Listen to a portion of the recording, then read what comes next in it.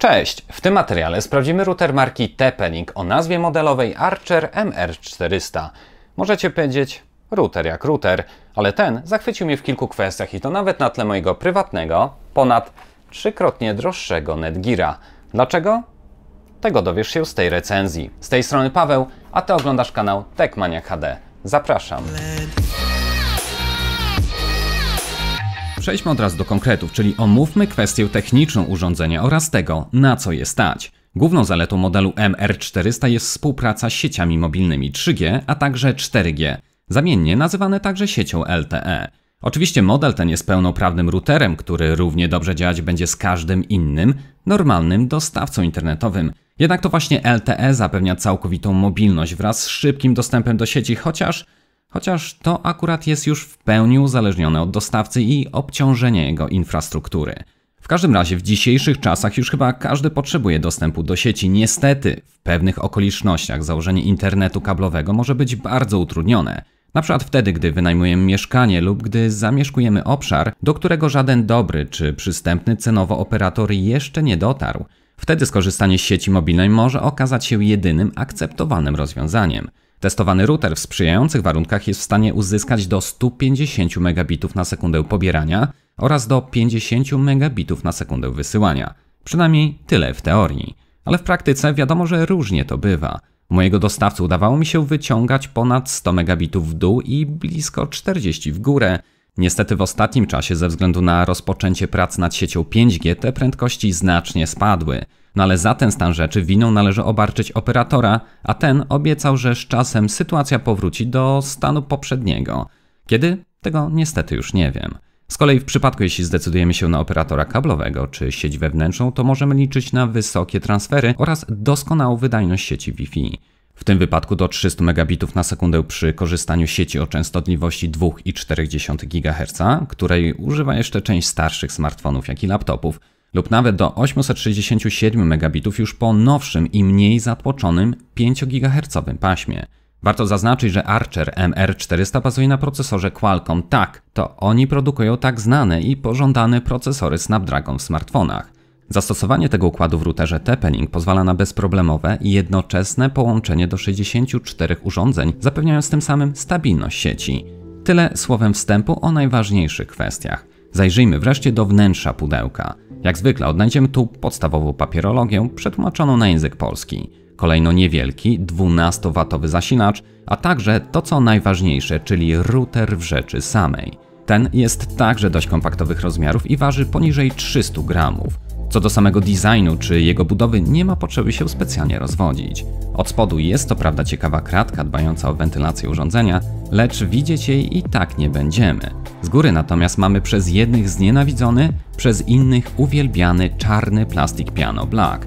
Wygląda on doprawdy cudownie, tak czysto i idealnie, no ale to tak jedynie przez pierwsze 5 minut. Później zbiera tłuszcz z palców, kurz i rysy jak oszalały. Ale to już taki urok tego typu wykończenia. Na tyle znajdują się dwie przymocowane na stałe, ale obracane anteny, które wedle specyfikacji producenta są przeznaczone wyłącznie do polepszenia sygnału sieci LTE. Na górnej warstwie prześwituje zestaw kilku ikon informujących o stanie urządzenia. Podświetlenie pierwszej z nich naturalnie wskazuje, że urządzenie jest włączone. Druga sygnalizuje nam fakt, że router ma rzeczywiście połączenie z internetem i ta ikona jest akurat bardzo przydatna. Trzecia mówi o gotowości sieci bezprzewodowej, kolejna informuje o tym, że przynajmniej jedno urządzenie jest połączone kablem. Oraz na końcu znajduje się zestaw składający się z 3 kresek, wskazujący poziom sygnału sieci mobilnej. Z tyłu urządzenia, zaczynając od lewej, mamy gniazdo zasilania, przycisk włącznika, 4 100-megabitowe porty RJ45, z czego jeden może działać jako WAN. Za nimi znajduje się przycisk szybkiego połączenia Wi-Fi, pełniący tutaj rolę także resetu. Kolejny z przycisków pozwala wyłączyć i włączyć Wi-Fi. To tak na wypadek, jeśli chcielibyśmy pozostać tylko na połączeniu kablowym. Oraz na samym końcu znajduje się slot na kartę microSIM. Tutaj sprawa jest doprawdy całkowicie nieskomplikowana. Sam producent dumnie zaznacza na pudełku, że do tego, aby uzyskać działający internet, wystarczy włożyć kartę. A urządzenie samo i w pełni automatycznie pobierze dane konfiguracyjne od operatora i skonfiguruje punkt dostępowy.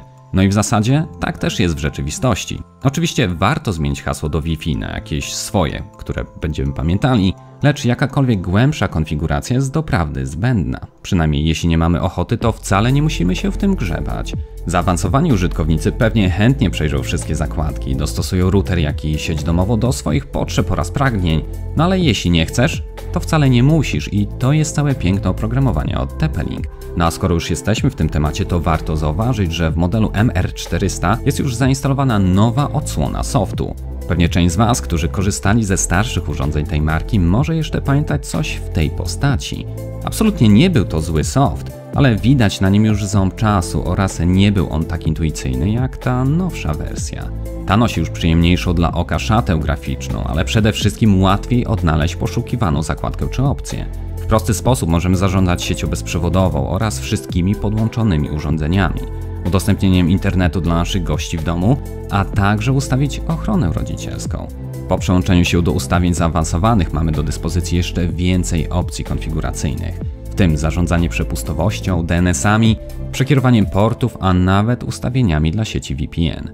Tak to wygląda z poziomu komputera, lecz dzisiaj żyjemy w erze smartfonów i o to TP-Link także zadbał. Korzystanie z graficznego interfejsu konfiguracyjnego routera przy pomocy zwykłej przeglądarki na telefonie jest równie proste i przejrzyste. Łącząc się z mobilnego urządzenia, router wyświetla odrobinę inną wersję strony, która jest odpowiednio dopasowana do mniejszych, ale dotykowych ekranów. Dlatego też tutaj należy się spory plus za unowocześnioną wersję tego oprogramowania, bowiem nie każdy producent jeszcze o to zadbał.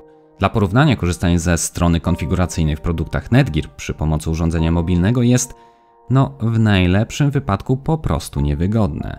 Pod względem interfejsu TP-Link zdecydowanie tu wygrywa. No ale to nie wszystko. Jeśli częściej zdarza nam się grzebać w ustawieniach routera, to wtedy warto sięgnąć po dedykowaną aplikację producenta, dostępną zarówno na iPhone, jak i na urządzeniach z systemem Android. W polu wyszukiwania wystarczy wpisać słowo Tether, najlepiej dopisując przy tym TP-Link, pobrać aplikację, a po wpisaniu hasła otrzymujemy bardzo wygodny dostęp do wszystkich pożądanych ustawień. Co ciekawe, aplikacja działa także z wieloma innymi produktami z rodziny, tak więc jeśli masz jeszcze drugi router TP-Linka czy extender, to wszystkimi nimi możesz zarządzać przy pomocy tej jedynej aplikacji. Dobrze, ale to tyle na temat softu. Zmieniając troszkę temat, to niskie temperatury pracy routera podkusiły mnie do tego, aby sprawdzić, jak wygląda jego energooszczędność. No i tutaj pozytywne zaskoczenie. Urządzenie w trakcie normalnej pracy i połączenia internetowego przez sieć LTE pobierało w okolicach 3,5 W. Dla porównania, mój prywatny Netgear w identycznych warunkach miał większy apetyt na soczek płynący z gniazdka. Ten wymagał w okolicach 10 W na wykonanie dokładnie tej samej pracy. Reasumując, to urządzenie od TP-Link jest wydajnym i naprawdę niedrogim, przynajmniej jak na swoje możliwości, routerem z obsługą sieci LTE. Jest on dość kompaktowych rozmiarów i zużywa doprawdy niewielkiej ilości energii. No a to, co chyba podoba mi się najbardziej, to sam fakt, że jest on praktycznie bezobsługowy. A dobry router taki właśnie być powinien. W czasie trwania moich testów nawet przez cały 1 miesiąc go nie dotykałem, bowiem nie miałem w ogóle takiej potrzeby. Za każdym razem, jak mój operator LTE nawalał i nie było przez chwilę sygnału, to mogłem być pewien, że gdy tylko sygnał powróci, to router automatycznie wznowi i zresetuje stan sieci. Dlaczego to takie dziwne? Bowiem spójrzcie na mój prywatny router marki Netgear. Swego czasu zapłaciłem za niego blisko bagatela 2000 zł. Oczywiście, że jest on, w cudzysłowie mówiąc, wypasiony pod wieloma względami, ale choć używam go od blisko 2 lat, to zwykłem go resetować po kilka razy w tygodniu. Zawsze wtedy, gdy mój nieszczęsny operator doznawał mikroawarii. Co ciekawe, testowany router TP-Linka nic sobie z tego nie robił i sam przywracał połączenie. Dzięki temu wszystko dalej działało tak jak trzeba. Jest to coś, za co Archer MR400 ma u mnie ogromnego plusa. Jest to oczywiście niewątpliwą zaletą, a skoro już przy zaletach jesteśmy, to nie wolno zapomnieć też o intuicyjnym, doprawdy łatwym i przyjaznym interfejsie, z którym poradzą sobie także mniej zaawansowani użytkownicy. Widać, że jest to urządzenie stworzone przez ludzi, dla ludzi, no i nie oszukujmy się, router to nie jest coś, do czego zaglądamy codziennie. Chcemy kupić, skonfigurować go na szybko i ma on działać, dobrze działać latami i taki właśnie jest produkt TP-Linka. Owszem, może nie wygląda on zjawiskowo, może nie ma tylu światełek co prom kosmiczny, nie ma nawet portu USB, do którego można by było podłączyć zewnętrzny dysk czy pendrive. Nawet połączenie kablowe jest tutaj jedynie 100 megabitowe, co chyba w tym wypadku boli najbardziej. Oczywiście, że są to wady, aczkolwiek nie dla wszystkich będą one miały takie samo znaczenie. Jednak to właśnie dzięki tym cięciom producent jest w stanie zaoferować urządzenie po dużo bardziej atrakcyjnej cenie. Na moment tworzenia tej recenzji router można dostać za trochę ponad 500 zł, no ale to zależy jeszcze w którym sklepie. Dlatego też dla Twojej wygody w opisie pod tym filmem przygotowałem zestawienie kilku linków do najlepszych sklepów. Tam sprawdzisz, gdzie aktualnie można go dostać w najkorzystniejszych warunkach.